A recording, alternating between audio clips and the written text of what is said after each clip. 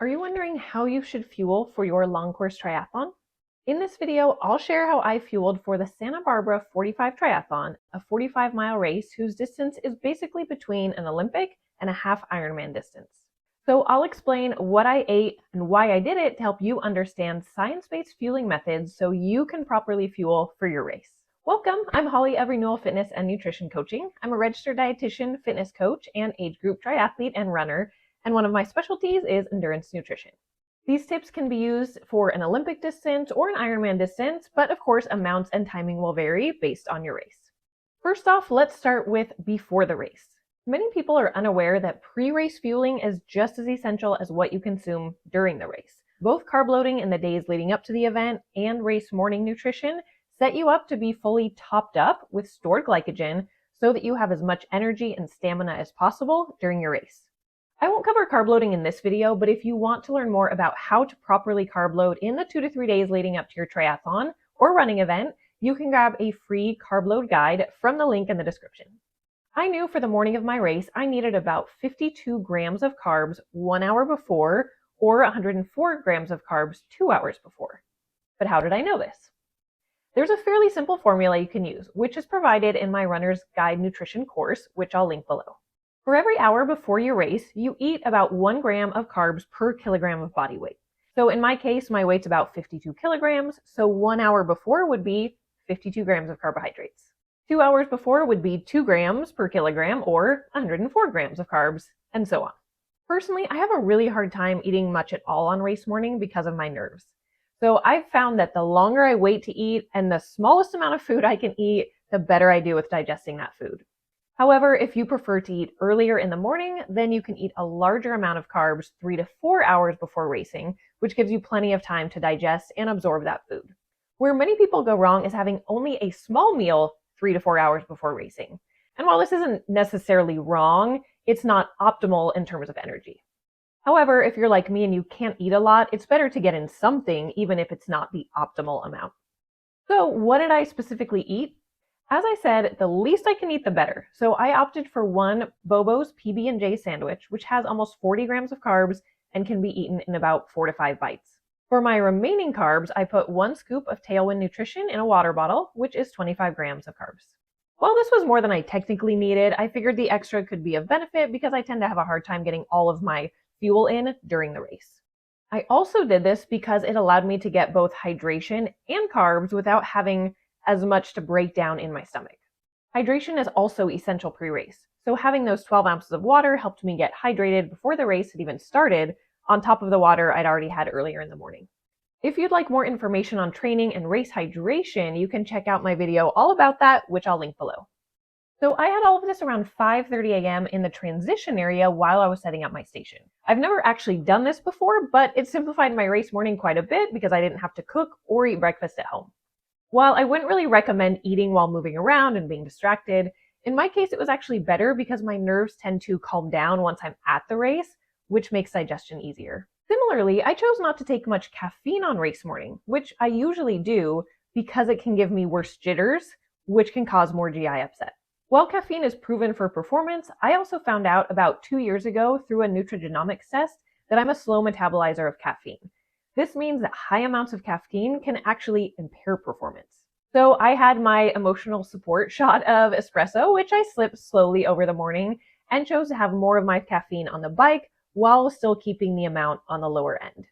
If you want to find out more about how your genetics affects your nutritional needs or nutrigenomics, and how that affects your athletic endeavors and overall health, you can contact me to order a test for you and walk you through the results and how to apply the information to your daily life. Just email me at renewalfitcoach@gmail.com. So I'm curious, what do you typically eat before a race to help keep your energy up? Leave a comment down below with your faves. Now for bike nutrition. Typically, this is where you want to get most of your fueling. You'll be on the bike the longest, and it's the easiest on the gastrointestinal system, making it easier to get in your carbs and calories here than anywhere else in the race. My bike nutrition consisted of 2 Precision Nutrition chew packets, 1 packet of Scratch Labs high carb mix, and 2 scoops of Tailwind Nutrition mixed in 20 ounces of water, and 2 pieces of energy gum. So why did I do this? The combination of Scratch Labs and Tailwind provided 100 grams of carbs with a combination of glucose and fructose. For races longer than 2.5 to 3 hours, you can absorb more carbs when you combine both of these sources of sugar. However, fructose can be hard for some people with hypersensitive guts to absorb, which is why I only used some fructose from the Scratch Labs, but combined it with Tailwind, which has none.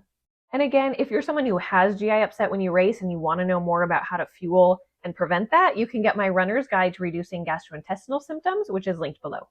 So between the carbs in my bottle and my chews, I had about 160 grams of carbs. But how did I decide on this amount?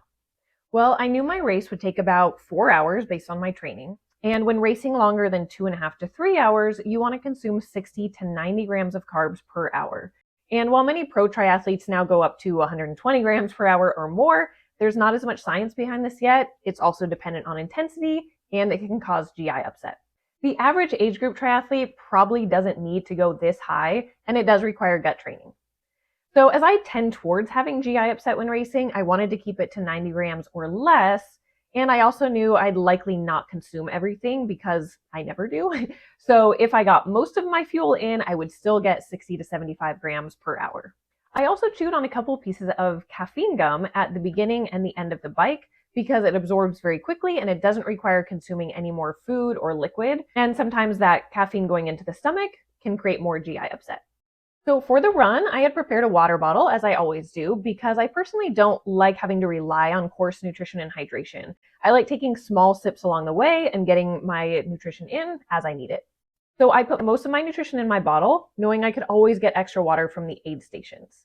To make sure I'd still have about 60 grams or more on the run while maintaining hydration, I used more Tailwind nutrition in my water bottle, and I also took a UCAN gel, which for me digests very well.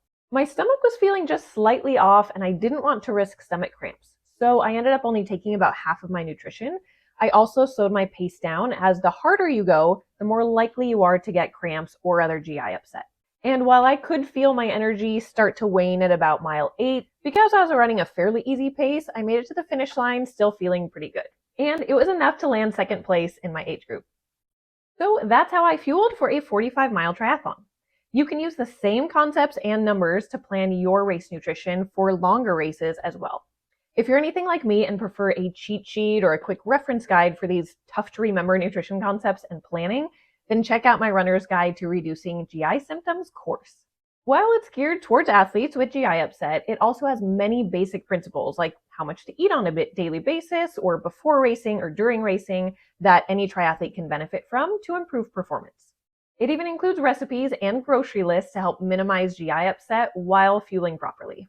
The course also comes with a downloadable PDF that I initially created for myself to help me keep all of these nutrition nuances straight and in one easy to find place, and it includes a race nutrition planner. I've also made it super affordable, less than a typical dinner out. So if you think that could help you, check out the link below in the description. I hope this video was helpful, and if it was, please give it a like and share with your fellow triathletes. And if you have any great fueling tips, please share them in the comments down below. And until the next video, blessings on your training and racing adventures.